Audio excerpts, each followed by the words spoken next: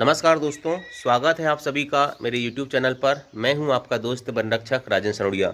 देखिए फ्रेंड्स, कोई भी स्टूडेंट जब 12वीं पास करता है तो सबसे पहले वो पूछता है कि अब मुझे आगे क्या करना चाहिए। कुछ कहते हैं कि मैं बीएससी करूंगा, कुछ कहते हैं इंजीनियरिंग करूंगा, कुछ कहते हैं कि कंपटीशन एग्जाम की तैयारी करूंगा।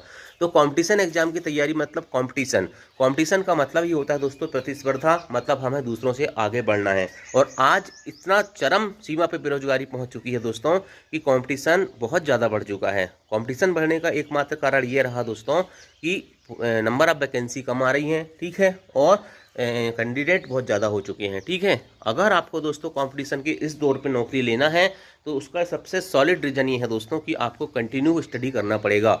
अब जिन स्टूडेंटों के नंबर दोस्तों 60 से 70 के बीच में आ रहे हैं, ठीक है, उनका selection MP forest guard exam में होना नामुमकिन है, ठीक है, बिल्कुल पॉसिबल नहीं है। लेकिन जो 60 से 70 नंबर ला रहे हैं दोस्तों, ये मान के चलिए कि आप बहुत अच्छी सिचुएशन में पहुंच चुके हैं। अगर आगे आने वाले 6 महीने में कंटिन्यू मेहनत कर लेते हैं, स्टडी कर लेते हैं दोस्तों, तो आपका सिलेक्शन कहीं ना कहीं किसी एग्जाम में हो जाएगा।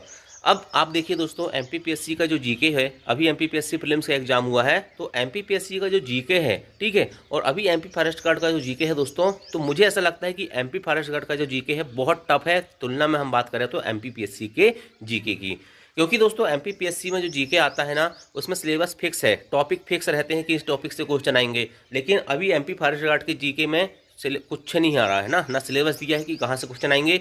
यहाँ तो करंट अफेयर्स भी आ रहा है, तो एमपी का भी पूछ लेता है, वो इंडिया का भी पूछ लेता है, वर्ल्ड का भी पूछ लेता है, ठीक है। वहीं दोस्तों जीके की बात करें तो एमपी जीके भी आ रहा है।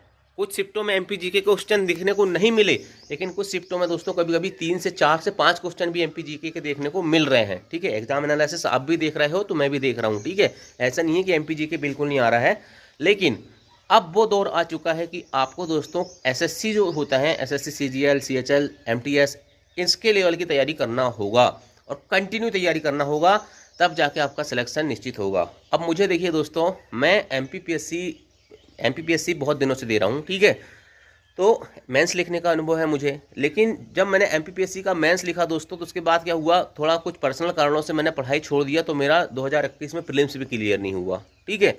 तो यही बताना चाहता हूँ कि कोई भी स्टूडेंट होशियार नहीं होता या कोई बहुत ज़्यादा टैलेंट ऊपर से लेकर नहीं आता, सब मेहनत का खेल रहता है भाई। कंसिस्टेंसी और रेगुलरिटी, आपने कितने टॉपरों के ये इंटरव्यू देखे होंगे तो वो एक ही चीज़ बोलते हैं कि कंसिस्टेंटी और रेगुलरिटी, मतलब हमको कंटिन्यू पढ़ाई करना है ना। ये नहीं करना है कि बीच में हम 3 महीने पढ़े उसके बाद 6 महीने छोड़ दिए।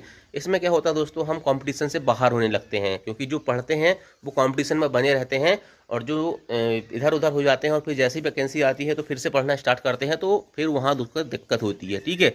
अब आप बिल्कुल ये नहीं कह सकते कि हम 3-4 महीने में तैयारी कर लेंगे, चाहे चौकीदार का पेपर हो चाहे ग्रुप 4 का पेपर हो। लेकिन कंपटीशन का दौर इतना बढ़ चुका है दोस्तों, ठीक है, और स्पेशली मध्य प्रदेश में तो दोस्तों बहुत कम वैकेंसियाँ आती हैं। एमपी फॉरेस्ट गार्ड में भी 1722 पद आए हैं।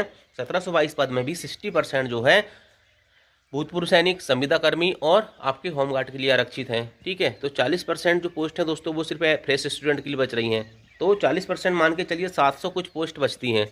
तो इतने कम पोस्ट में दोस्तों कितने लोगों का सिलेक्शन होगा? सिलेक्शन तो 700 ही का होगा ना, चाहे पेपर आसान आए चाहे पेपर टफ आए, सिलेक्शन तो होगा, ठीक है। अगर इजी पेपर भी आता और आप 80 स्कोर भी कर लेते, तो जो अभी जो 80 कर रहे हैं वो कितना स्कोर करते हैं आप खुद सोचिए। इसलिए आपको कंपटीशन का मतलब है कि आपको दूसरों से आगे बढ़ना है। हमें ये मतलब नहीं रखना है कि उसके कितने नंबर आ रहे हैं, हमारे कितने नंबर आ रहे हैं। सिलेक्शन लेने का सीधा सीधा मतलब है आपको मेरिट में आना है, ठीक है, तब जाके आपका सिलेक्शन होगा।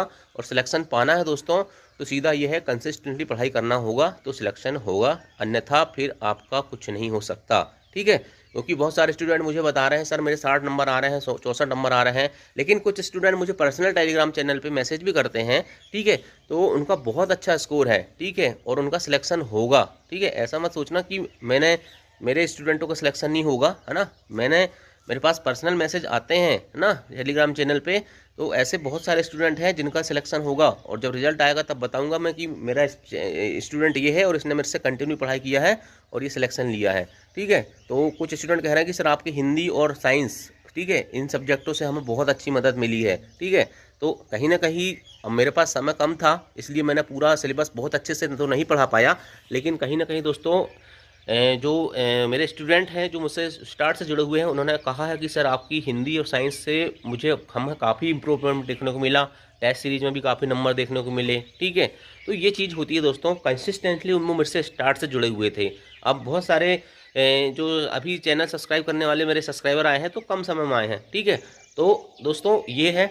और आगे दोस्तों मैं अब SSC पैटर्न पे ही जीके पढ़ाऊँगा। ठीक है, ये मेरा अब बिल्कुल मैं भी अपना एक रूल फॉलो करने वाला हूँ, क्योंकि अब मुझे भी अपनी तैयारी बढ़ाना है, तो SSC पैटर्न को ही फॉलो करके हम आगे बढ़ेंगे। ठीक है, क्योंकि सब कुछ SSC पैटर्न में आ रहा है। पैरा जंबल कहाँ से आ रहा है? SSC का पैटर्न है ये। ठीक है, तो पहले मैं तो पटवारी के पहले पेपर ये भी नहीं जानता था कि इंग्लिश में पैरा जंबल नाम का कोई टॉपिक होता है, लेकिन क्वेश्चन आने लगे तो बाद में मुझे पता चला कि ये SSC में आते हैं। ठीक है, तो SSC का पैटर्न सब कुछ ऐसा लग रहा मुझे कि फॉलो हो रहा है, और ये बात आप भी समझते होंगे।